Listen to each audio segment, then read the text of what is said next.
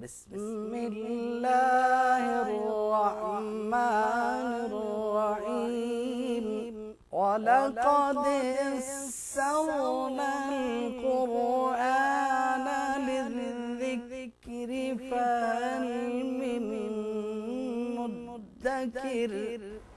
اور رہے برے لوگ تو وَلَا يَجِدُونَ لَهُم مِّن دُونِ اللَّهِ وَلِيًّا وَلَا نَصِيرًا، کہ وہ لوگ اپنے لیے اللہ کے سوا جو بھی ہے اس کو اپنا مددگار یا اپنا دوست نہیں پا سکیں گے، یعنی کوئی ان کی مدد نہیں کر سکے گا، صرف اللہ ہی ان کی مدد کر سکتا ہے بشرطے کہ وہ ایمان لے آئیں۔ اس کے بعد قانون وراثت کا ایک اصول بیان فرما کر صورت ختم کی جاتی ہے۔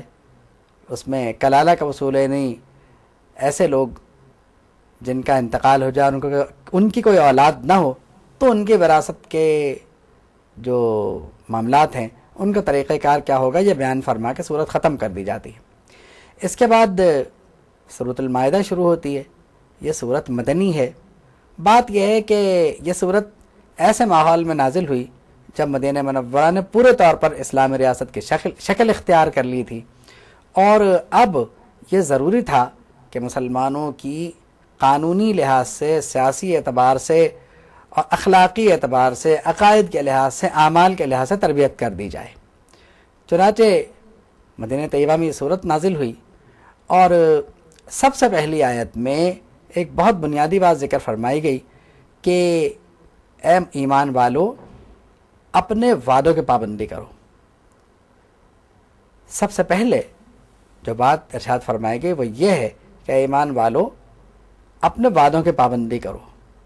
فرمایا گیا کہ جو حلال اشیاء ہیں، احلت لکم بہیمۃ الانعام، وہ تو حلال ہیں ہی، چوپایوں میں سے، جانوروں میں سے وہ تو حلال ہیں ہی۔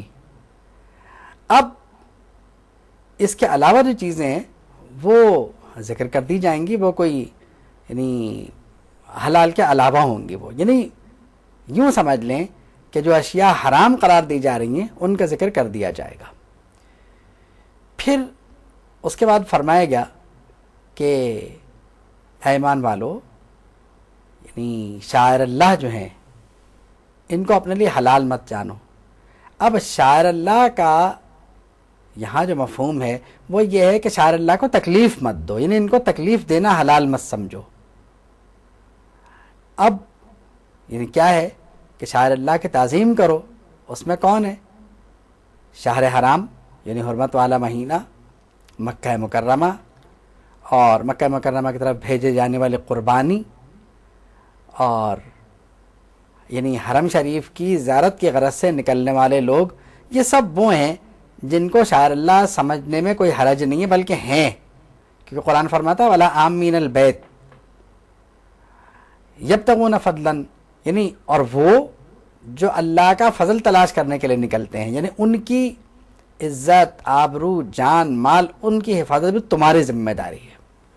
اب اصل میں یہ سب باتیں ایک خاص پس منظر میں ہیں جن کا بیان یعنی اختصار کی وجہ سے اس وقت یعنی جیسے کہنا چاہیے کہ وہ ممکن نہیں ہے، اسے تفسیر میں پڑھا جا سکتا ہے۔ اب پھر کیا ہے کہ پھر فرمایا گیا کہ تمہیں انصاف کا دامن کبھی ہاتھ سے نہیں چھوڑنا چاہیے، تمہیں اس بات کا خیال رکھنا چاہیے کہ جب کبھی ایسا موقع ہو تمہارا دشمن تمہارے سامنے ہو تو تمہیں چاہیے کہ تم انصاف کرو، اور کسی قوم کی دشمنی تمہیں عدل کرنے سے نہ روکے، عدل کیا کرو، کیونکہ یہ تقویٰ سے قریب تر ہے۔ پھر یعنی حسب سابق جو بات کی گئی تھی کہ حلال اشیاء کی فہرست بیان کر دی گئی تھی، اب دوسری آیت میں حرام اشیاء کا ذکر ہے، اور اس میں تقریباً وہی جانور ہیں اور وہی چیزیں ہیں جو سورہ بقرہ میں تھیں، کچھ اس میں اضافہ ہے۔ تو سورہ مائدہ کی جو دوسری آیت ہے، اس آیت کی تفسیر کا مطالعہ کر کے یہ سب کچھ دیکھا جا سکتا ہے۔ اس میں ایک بات ہے وَمَا أُحِلَّ لِغَيْرِ اللَّهِ بِهِ، کہ اور وہ جانور جو غیر اللہ کے نام پر ذبح کیا گیا ہو۔ اس کے لیے یہ کلیہ ذہن میں رکھنا ضروری ہے کہ جب آپ چھری چلا رہے ہیں تو آپ کی زبان پر بسم اللہ اللہ اکبر کے علاوہ کچھ نہیں ہونا چاہیے. اگر اس وقت آپ کے زبان پہ کچھ ہوگا تو آپ کا ذبح کردہ جانور حرام ہو جائے گا. ذبح کرنے سے پہلے آپ کہہ سکتے ہیں، جیسے آپ کہتے ہیں عقیقے کا جانور، مجھے اپنے فلاں بچے کا عقیقہ کرنا ہے، یا ذبح کرنے کے بعد آپ یہ کہیں کہ مجھے فلاں ولی کو اس کا اصالہ ثواب کرنا ہے، تو ذبح کے بعد آپ اصالہ ثواب کر سکتے ہیں، اس میں کوئی مذائقہ نہیں ہے. اس کے بعد ایک اور اصول جو ہے وہ یہ بھی ہے کہ بتوں کے نام پر ذبح کیا وہ بھی حرام ہے، لیکن بت اپنی اصل شکل میں بت ہونا چاہیے. مطلب یہ ہے، یعنی یہ جو تھان ہے جہاں پہ بت وغیرہ رکھے جاتے ہیں یہ وہ، تو وہاں اگر کوئی معاملہ ہے تو وہاں تو یہ کلیہ ہو جائے گا. لیکن اگر کوئی یہ کرتا ہے کہ کسی ولی کے مزار کے قریب میں کوئی جانور ذبح کر دے تو یہ بری بات نہیں ہے، کیونکہ بسم اللہ اللہ اکبر کہہ کے ذبح کر رہا ہے. دوسری بات اسی آیت کریمہ میں یہ فرمائی گئی، اور مفسرین نے یہاں پہ یہ لکھا کہ اگر ایک تو طریقہ یہ ہوتا ہے کہ لوگ جو ہیں وہ تیر پھینک کر کے اس زمانے میں یہ معلوم کیا کرتے تھے کہ یہ کام اچھا ہے کہ نہیں، تو اس سے تو بزرگوں نے منع کیا ہے. لیکن علماء نے استخارے کے ذریعے اور دیگر ذرائع سے معلوم کرنے کو منع نہیں فرمایا. استخارے کے علاوہ جو اور کوئی معاملہ ہے، جیسے کسی حساب کے ذریعے معلوم کرنا یہ وہ، تو وہ ظن و تخمین ہے.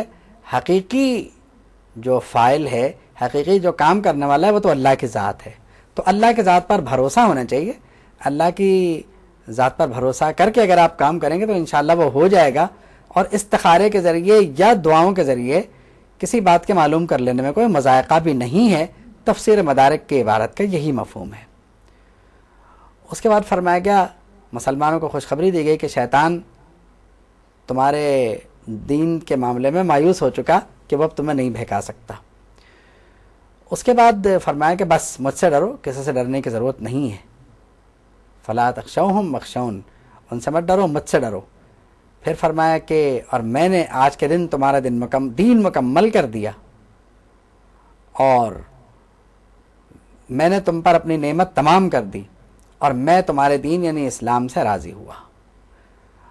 تو اب اس کے بعد ایک اور قاعدہ بیان فرمایا گیا کہ اگر تم پریشانی کے عالم میں ہو اور تمہیں کوئی ایسی چیز کھانی پڑ جائے جو عام حالات میں حرام ہے، تو اسے پریشانی دور کرنے کے لیے کھا سکتے ہو. یعنی مزے لے کر اس چیز کو نہیں کھانا چاہیے، بلکہ صرف پریشانی دور کرنے کی غرض سے اسے کھانا چاہیے. جتنا کچھ میں عرض کر رہا ہوں یہ سب اس لیے ہے کہ تاکہ آپ کے ذہن میں ایک بات بیٹھ جائے، پھر اس کی تفصیل جو ہے وہ آپ کتب تفسیر میں ضرور جا کر کے دیکھیے. اس کے بعد پوچھا گیا کہ حلال کیا ہے، تو حضور نے فرمایا گیا کہ آپ فرما دیں کہ جتنی اچھی چیزیں ہیں وہ سب حلال ہیں. تو اچھی چیزیں وہ ہیں جو قرآن و حدیث میں بیان کی گئی ہیں. اس کا یہ مطلب ہرگز نہیں کہ ہر وہ چیز جس کو ہم اچھا سمجھیں وہ اچھی ہے. اس کے بعد شکار کے احکامات بیان فرمائے گئے. پھر اہل کتاب کا کھانا، اہل کتاب سے نکاح وغیرہ وغیرہ، یہ سارے اصول بیان فرمائے گئے. اور یعنی ایک جیسے کہنا چاہیے کہ مکمل طور پر یہ جو رکوع ہے یہ قوانین کا مجموعہ ہے. اس کے بعد یعنی وضو کے احکامات، غسل کے احکامات، تیمم کا حکم، یہ سب کا سب چھٹے رکوع میں بیان فرمایا گیا. اور اس کی غرض یہ فرمائی گئی کہ اللہ تمہارے لیے ہلکے قوانین بنانا چاہتا ہے، وہ تمہیں پاک کرنا چاہتا ہے، وہ تمہیں تنگی میں نہیں دیکھنا چاہتا. یعنی جس صورت میں بھی رہو پاک رہو.